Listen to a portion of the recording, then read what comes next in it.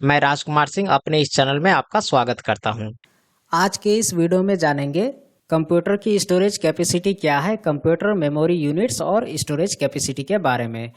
Storage capacity की अगर बात करें तो स्टोरेज कैपेसिटी के बारे में जानने से पहले आपको ये पता होना चाहिए कि स्टोरेज हम जो है करते क्या हैं। तो देखिए, जब भी आप अपने कंप्यूटर में कोई फाइल, मूवी, गाने, कुछ भी डेटा जब रखते हैं तो उसके लिए जो स्टोरेज कैपेसिटी चाहिए, यानी कि आपके कंप्यूटर में कितना स्पेस है। स्पेस होगा तभी तो आप वहाँ पे कोई भी चीज़ रख पाएंगे। जैसे मान लीजिए अगर आप कहीं पे रहते हैं तो वहाँ पे कितना स्पेस है, जितना ज़्यादा स्पेस होगा उतना ज़्यादा लोग वहाँ पे इकट्ठे होकर रह सकते हैं। लेकिन अगर स्पेस कम है तो कम ही लोग जो है वहाँ पे इकट्ठे होकर रह सकते हैं। उसी तरह से कंप्यूटर में, फ़ोन में, मोबाइल में जो है ये भी काम इसी तरह से स्टोरेज करता है। जितना ज़्यादा स्टोरेज होगा उतना ज़्यादा आप जो इसके अंदर डेटा रख सकते हैं। डेटा का मतलब होता है फ़ोटो, वीडियो, गाने, कोई इन्फॉर्मेशन, कोई फाइल, कोई भी चीज़ हो सकता है। तो जैसे आप अगर मोबाइल यूज़ करते हैं तो मोबाइल में 2 GB, 4 GB, 8 GB, 16 GB, 32 GB memory card use होता है। तो उसमें क्या होता है, जितना अधिक जीबी का मेमोरी कार्ड होगा उतना ज़्यादा डेटा आप जो है ये गाने, मूवी, फोटो जो है उसमें स्टोर करके रख सकते हैं। उसी तरह से कंप्यूटर में होता है। तो कंप्यूटर में मेमोरी कार्ड यूज़ नहीं होता है। कंप्यूटर में मेमोरी कार्ड की जगह हार्ड डिस्क यूज़ होता है।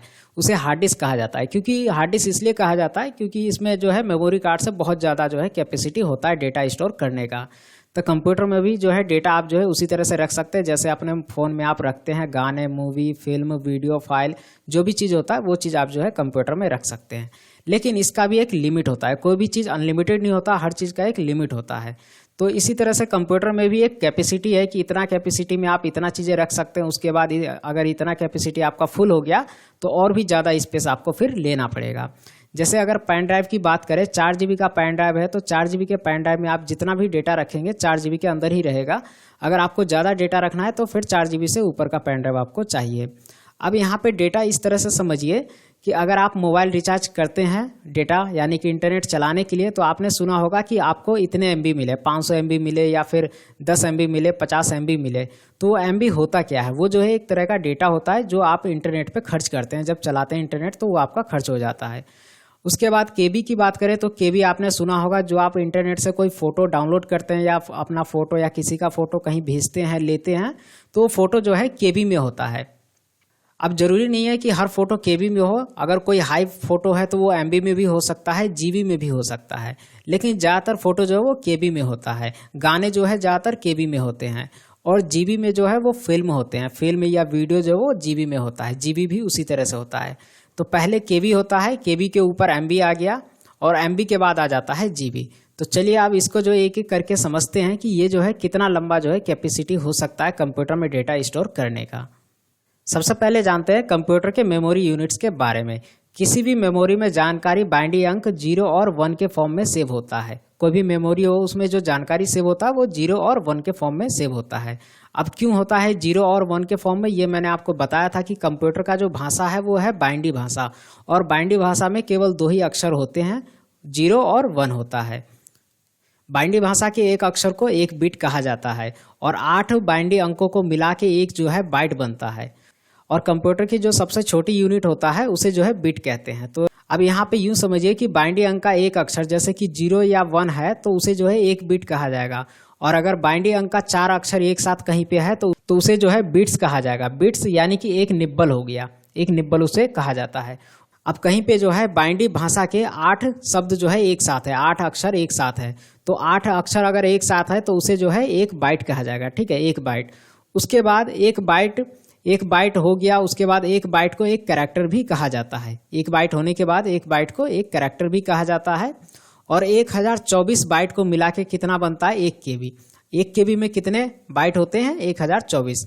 और KB का मतलब होता है किलो बाइट। ये कंप्यूटर का मेजरमेंट यूनिट है। कंप्यूटर का जो मेजरमेंट यूनिट है, कैपेसिटी है, वो किस में नापा जाता है वो देखिए इस तरह से कुछ होता है डिसाइड। अब 1 MB, अगर 1 MB बनाना है तो 1 MB बनाने के लिए कितना जरूरत पड़ेगा आपको KB की? 1024 KB। 1024 KB मिलके बनता है 1 MB।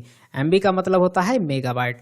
और 1024 MB मिलके बनता है 1 GB। अगर आपने 1 GB का कोई फिल्म डाउनलोड किया है या 1 GB इंटरनेट खर्च कर लिया तो 1 GB इंटरनेट में कितना MB आपने खर्च कर लिया? 1024। तो इसको जो है इस तरह से समझिए।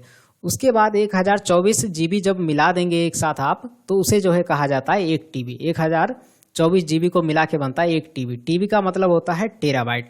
ये जो है जीबी से भी ऊपर आ गया। जीबी सबसे अधिक जो है, आपने जीबी सुना होगा कि 10 जीबी मेमोरी कार्ड है या 16 जीबी, 32 जीबी, 100 जीबी, लेकिन जीबी के बाद जो है टीबी चलता है।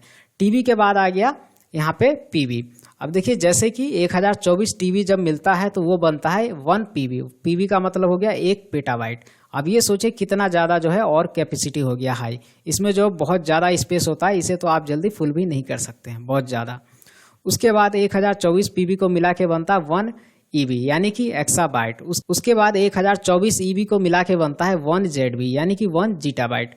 उसके बाद 1024 जीटाबाइट जब मिलेगा तो जाके बनेगा 1 वाईबी यानी कि योटाबाइट। सबसे बड़ी यूनिट जो है वो योटाबाइट अभी आ गया है। योटाबाइट के बाद भी अभी कुछ समय बाद जो है और भी आगे आ जाएगा। अभी सबसे बड़ी यूनिट जो है ये आ रहा है, ठीक है, योटाबाइट। तो ये जो है इस तरह से कंप्यूटर के अंदर जो है कैपेसिटी होता है हार्ड डिस्क का। अब बात करते हैं कि ये जो यहाँ पे 1024 लगा हुआ है, ये सब में 1024 मिलाने के बाद ही क्यों बनता है। 1 जीबी के लिए भी 1024 MB चाहिए, ठीक है, और 1 टीबी के लिए भी 1024 जीबी चाहिए। तो 1024 क्यों आ रहा है गिनने में, यहाँ पे 1000 सीधा क्यों नहीं आ रहा है। तो इसका भी एक कारण है, आइए जानते हैं। कंप्यूटर मेमोरी की यूनिट 1024 से ही क्यों गिना जाता है। बाइनरी भाषा सिर्फ 2 डिजिट पर काम करता है, आपको पता होगा। बाइनरी भाषा में सिर्फ 2 ही अक्षर होते हैं, 0 और 1। इसलिए कंप्यूटर में जो यूनिट होता है वो 2 की पावर से नापा जाता है। और जब आप इसे जो है 2 के पावर से गुना करते हैं तो ये जो है 1024 यूनिट बनता है।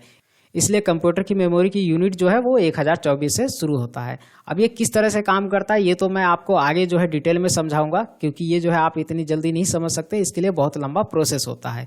लेकिन ये जो है किस तरह से 2 के पावर से जो है मल्टीप्लाई किया जाता है वो देखिए कुछ इस तरह से होता है यहाँ पे, ठीक है। इस तरह से मल्टीप्लाई किया जाता है और उसके बाद लास्ट में यहाँ पे 1024 बनता है आके। तो इसलिए जो है कंप्यूटर की मेमोरी की यूनिट जो है वो 1024 से ही शुरू होती है। मेरे और भी वीडियो देखने के लिए मेरे इस चैनल को सब्सक्राइब कर लीजिए और साथ ही बेल आइकन को प्रेस करके ऑल नोटिफिकेशन को ऑन कर लीजिए और इस वीडियो को लाइक, शेयर और कमेंट कीजिए।